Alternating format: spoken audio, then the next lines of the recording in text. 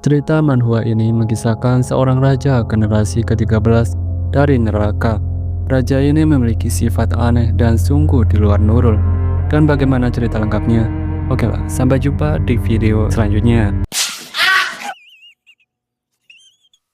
Oke lah, langsung saja ke alur ceritanya.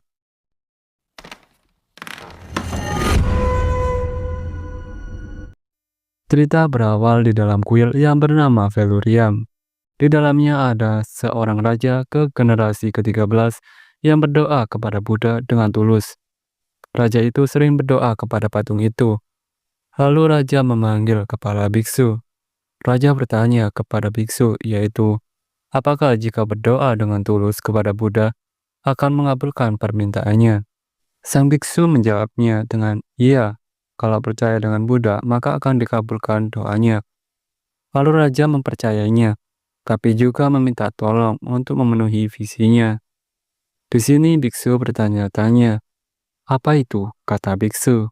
Raja ingin melihat bunga teratai yang terbakar, bangunan yang runtuh, malaikat yang jatuh, dan yang terakhir, surga menjadi neraka. Lalu raja bilang kalau tidak melihat 4 visi tadi, raja akan membunuh semua orang yang ada di kuil Velurium ini. Cerita flashback ke masa lalu, di mana ada tempat di antara surga dan bumi. Jadi di tengah-tengah lah ya. Selain itu langitnya juga sangat gelap dan tanahnya berwarna emas.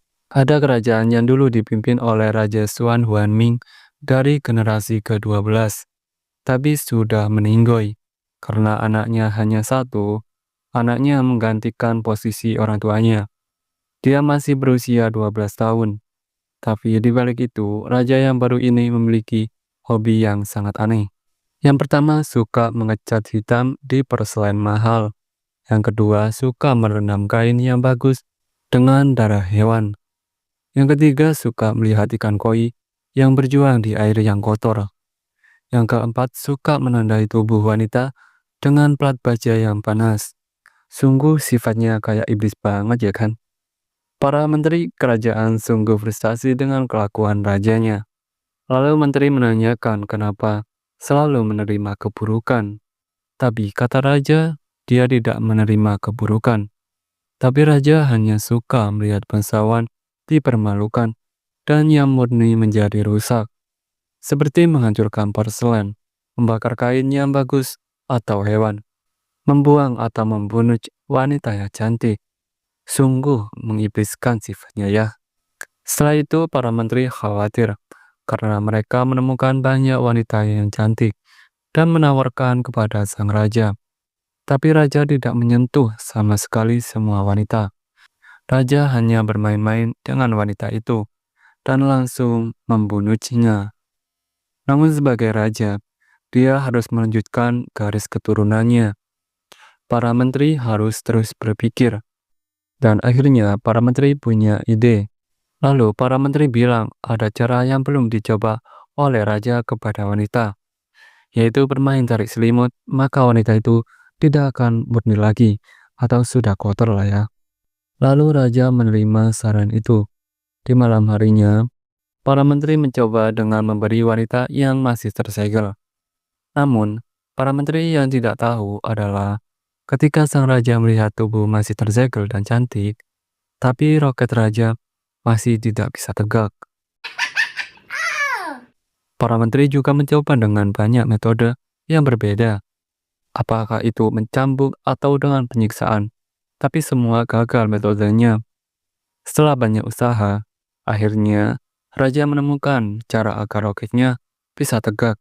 Di mana sebelum main tarik selimut, sang raja memegang pisau dan akhirnya pisaunya ditancapkan ke arah wanita itu. Tubuh wanita itu menjadi dingin. Lalu sang raja pun bisa mengaduk ria. Tapi semua yang datang kepada raja tidak akan bisa kembali. Tapi hanya satu wanita yang bisa dan akhirnya menjadi sang ratu. Wanita itu seorang yatim piatu. Karena tanpa nama, sebut saja wanita itu Bai.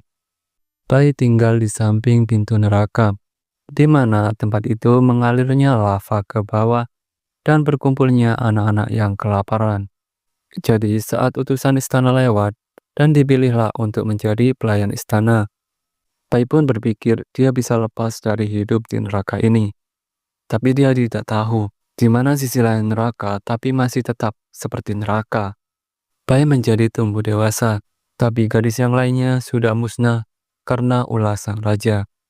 Bai pun berpikir bahwa harus bisa keluar dari kamar sang raja hidup-hidup. Lalu Bai berpikir terus hingga akhirnya punya rencana. Dia menyewa pelukis terbaik di kota itu dan meminta menggambarkan karya seni. Pelukis itu dibunuh hingga beda alam. Lalu dia menyewa seorang seniman tato terbaik di kota itu dan meminta untuk ditato di punggungnya. Lalu sama nasibnya dengan pelukis tadi, dengan dibunuh. Tapi apa yang direncanakan pada si Bai? Setelah itu, Bai menunggu gilirannya saat dipanggil. Dan akhirnya pada saat dipanggil, di hari itu raja bilang, "Kamu kenapa wajahnya ditutup dengan kipas?" Bai menjawab, "Aku punya permintaan, tapi bukan belas kasihan." Bai meminta pakaiannya untuk dilepas sebelum dibunuh. Sang raja pun menerimanya. Jadi ketika raja mengangkat pisau dapurnya dan akan ditancapkan ke si Bai. Tapi yang terjadi saat raja menarik kainnya, punggung Bai penuh dengan tato lukisan yang dimaknakan jiwa yang dilukis hitam, hantu yang kelaparan, seperti ziarah dan semuanya berjalan ke arahnya atau ke arah belakang, ya kan? Jadi semua itu penggambaran yang ada di neraka itu sendiri. Ketika raja melihatnya, dia kaget kan? Lalu raja pun mau bermain tarik selimut dengan Bai. Lalu Bai menjadi salah satunya yang masih hidup dengan keluar dari ruang tidur sang raja. Tidak lama setelahnya, lalu Bai menjadi ratu yang mengikuti saran dari Pak Menteri Kerajaan. Karena Bai aslinya tidak punya nama, diberilah nama Bai Guizhou. Dan kelanjutannya tidak ada. Cerita ini sudah selesai ya. Dan tidak ada kelanjutannya. Jika kalian suka, silakan like dan komen ya. Dan terima kasih sudah menonton. Sampai jumpa di video selanjutnya.